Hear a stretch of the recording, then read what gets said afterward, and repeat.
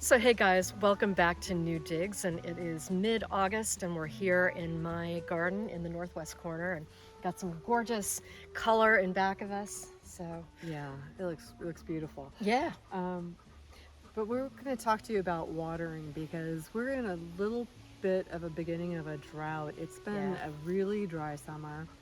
and I think most of the country is, and even Europe. I know Europe is even worse off than we are. I mean, there are a Right. lot of tips about watering in general, and we want to talk both about garden beds, plants in the ground, and containers. So, some basic garden advice is always, and we say this, we say this, we say this, good soil, good soil, good soil. If you have good soil with lots of compost in it, Yeah. that's only going to be helpful when it comes Right. to water. The most the more organic matter you have in your soil, the more it's going to be able to retain that water. Exactly. If you have very sandy soil, the water is going to go right through, Yeah. and so organic matter is really useful Yep. for all soils. So that's sort of a given. Yep. And mulch. Number two, mulch. Having a good layer of mulch will help retain that water. Yeah. I mean, if it does rain or you do water, it's going to hold on to it much more as opposed to being evaporating. Yeah. It's going to if your surface is bare, it's just going to evaporate out. Yeah. So Exactly. mulch is really really important. Yeah. And then also thinking about the right plant in the right spot, Absolutely. right? I mean, you may have it in your mind a design or a certain plant that oh, this would look beautiful by my house, but if it's a plant that is going to be planted in full sun and it doesn't want that, right plant, right spot is Right. key. Right. Yeah, especially Don't in go this. picking bog plants if what you have is free draining Right. sunny site. Right. You've got to think about that and don't be afraid to move a plant if it's not happy, if it's in the wrong place, if it's getting too much Yeah. sun. Think about the right place for it and move it. And a lot of times, especially with perennials and shrubs, if you look at the tags when you're in a garden center, or you can ask, a sales associate at a garden center, they can tell you. But it's going to tell you if a plant needs moderate water, if it is drought tolerant, and think about that accordingly too when you're choosing things for a particular place. Right, right. So, given that we are in a drought, those are just tips, for In any general. any year. But this year we're in a drought, as we've said, and the key thing to do in a year like this is to prioritize your watering situation. Right. You're on a well, for Yes, instance. I'm on a well. So, you've never run out, but that doesn't mean that you're not going to run out tomorrow. And our drought is projected, it's not an official drought in the sense that we have official guidelines, things we can and can't There are do, no but restrictions, but we're getting but there. it Recommendations. could conceivably. I mean, I know in England now, most counties are having what they're calling hose pipe restrictions, where they're not letting you do any sprinklers or water from a hose. You can only water from a rain barrel or a Collected pond, water. a collected. So Yeah. having a rain barrel, by the way, that is like a Yeah. really good thing to do. It's collecting off your roof and it's collecting rainwater, and rainwater is always your first choice over tap water. Yeah. It's better for the plants, it's healthier. Yep. So if you can collect water in a rain barrel, that's really great. Yeah. I'm lucky enough to have my downspouts feed into a cistern that we can draw from. So that's a wonderful thing. Yeah. And And I think, too, so collecting water is great, but I think you also have to think about what order you're going to water things in. And I think the first thing you stop watering and stop worrying about is your lawn. Americans, we are so wedded to this 50s idea, 1950s idea of this the picket perfect fence and the perfect lawn. Get over it. We need to get over our obsession with lawns. I mean, I heard somebody refer to there is a mown green space, and I think that's like a much better way of thinking about it. And if it's a mown green space versus a perfect golf course, Yeah. putting green lawn, the green velvet lawn, we need to get over that a little bit. Yeah. So allow clover into your lawn. It's healthier it's better for the bees, Yeah. and it's more diverse, and it will survive these droughts better if you let a little bit of what other people call weeds into your Yeah. land. Yeah. So let the lawn go. And I Let the think a lawn go. second It, thing, it might brown up a little bit, but it will probably come back. yeah. So And if give that up. that's right. And I think a second thing is if you're planting new trees and shrubs, if you planted something like that last season, or even perennials to a certain extent, last season, or certainly things that you've planted this season, those plants are really needy as They're far as water. babies. They're that You yes, do have to take care of those. yeah, So that I would prioritize anything that you planted this summer, anything you planted last summer. You've invested in it. yeah. Keep investing in it with water. Yeah, exactly. And ideally, we'll talk about this a little bit later, but if you can, with those kinds of trees and shrubs, get a hose to them, and you can just leave the hose on a dribble, like right in the basin where the plant is planted, and leave it on that low dribble for half an hour, 20 minutes. In other words, deep watering of those Yes. things is really a preference. So I would say a next priority would be vegetables if Right. you've planted vegetables. Right. I mean, if you've been babying your tomatoes all along and they're starting to set fruit, you know, This is the time when you're going to start harvesting, so you certainly don't want to you don't want to risk let it losing go them. now. Right. So I would say your any veg you've got going, make sure that that stays happy and healthy, Yeah. and And remember that things like that, like tomatoes, peppers, eggplants, things that have to set a flower in order to produce fruit, those are going to be especially susceptible to lack of watering, and they need it to be consistent.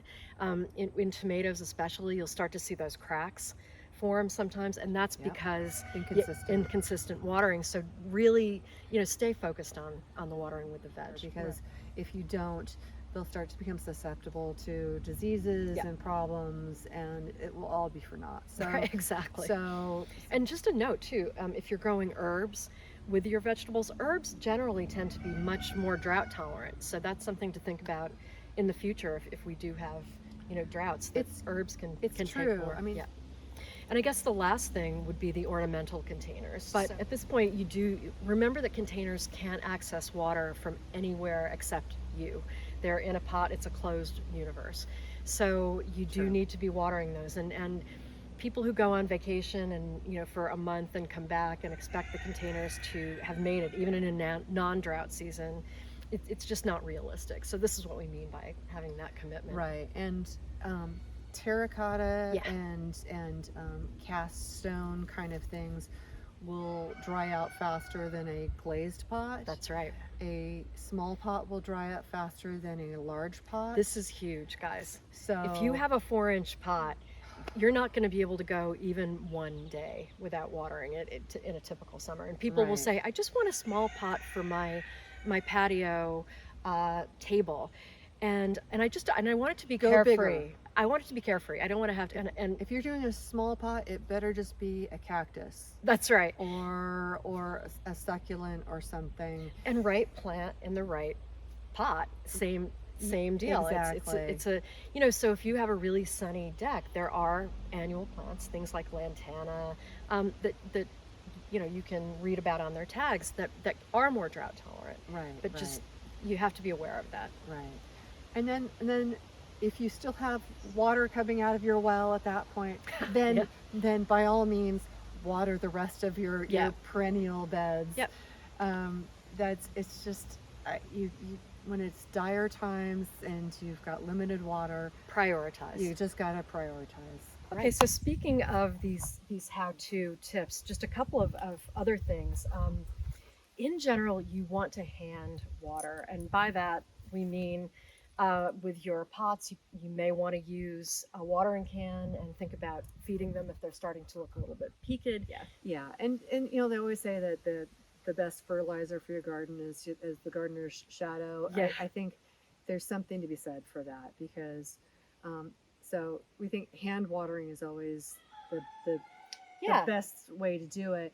I have installed a drip on most of my garden, Drip irrigation. drip irrigation, and I will show you that on another another video, Yeah. but it's very good for certain things that I can turn it on and put a timer on and come back to it. And this is another tip. In general, it's better for plants if you're watering them at the soil level, whether it's in a container or in the ground. It's best not to be watering, spraying water all over the top. And one reason for that is, especially if you're watering when it's sunny out, which is also not a great idea. Plants water droplets can act like a prism on the plant leaves, and it can burn. And this is a real thing. Mm-hmm. So you want to get down at ground level. So an irrigation system is going to do that. But certainly the other benefit of standing out in your garden with that gardener's shadow is that you can inspect your plants, and it's very meditative It to is. water, I find, and you're looking at them for signs of disease, of insects. You can see if they look like they're thriving in a particular spot. So it really, it's a lovely exercise, and I think watering is one of my great pleasures in the garden. I really It I can really be love kind of doing zen it. if you do it. Yeah. Also, that brings us to the time of day. Yes, exactly. In general, it's better to water. The best time to water is early in the morning, before, when it's still cool, before that sun is coming down and risking burn. Also, if you water at night, you can run into issues because the water, if you do splash it on leaves, or if you are overwatering, which would not be a thing this year, No. you can risk getting fungal conditions because the water isn't evaporating in the heat of the day. So watering at night, that would be watering morning, first choice, watering in the evening, second choice. But watering in the heat of the day is Bad never a good idea. Yeah. You can, especially if you're doing overhead watering. Yeah. It's And that's a whole thing. right. So morning best, evening second best, because at least in the evening it can soak in all night long. When you're having a heat wave, that's Yeah. kind of nice.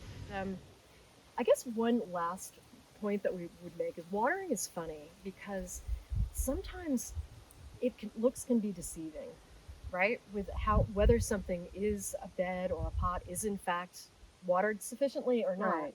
And Jill has this great. Yeah, Bill gave me a water meter and a moisture meter, and I thought it was a little silly at first, but I am absolutely like convinced that this is a useful tool now, because there have been times where I have watered and I thought I was done watering, and or it had rained. This is even more pertinent. It's rained and I thought it rained enough, and I go out the next morning thinking, oh yay, I don't need to water, it rained.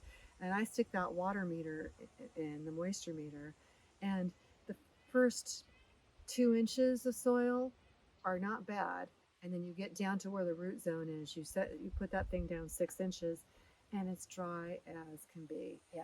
And so that's the kind of rain we've been getting lately, is Yeah, just enough to moisten the surface and make it look watered. Yep. But it's Monty.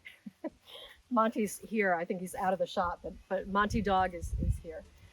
And this goes back to that issue again that we really can't emphasize enough: watering more deeply rather than surface level. You want plants this year, new perennials and shrubs I'm putting in.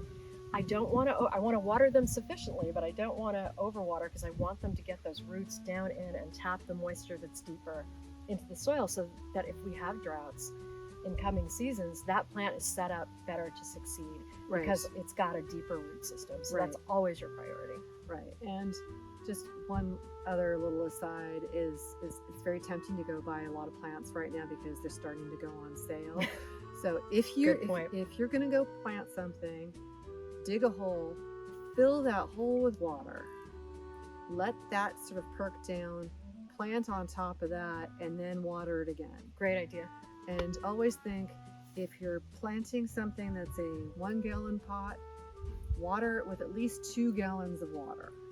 You want to be watering with enough quantity that it's filling that whole root ball plus the surrounding soil. Yep. So it sends the roots out. And remember what we told you in that other video about teasing the roots out so that they can absorb as much water. Don't stick it in that sort of pot-shaped form. I hope we didn't give you too much information.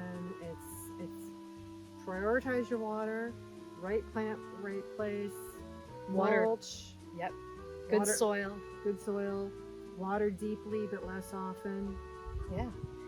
Yeah, and just, again, the gardener's shadow. Best thing you can do is just be out there and seeing what's going on in your garden. So hope that you're not in a drought as we are, and hope that you're having a great August. And Yes. we'll see you next time on New Digs. Bye. Bye.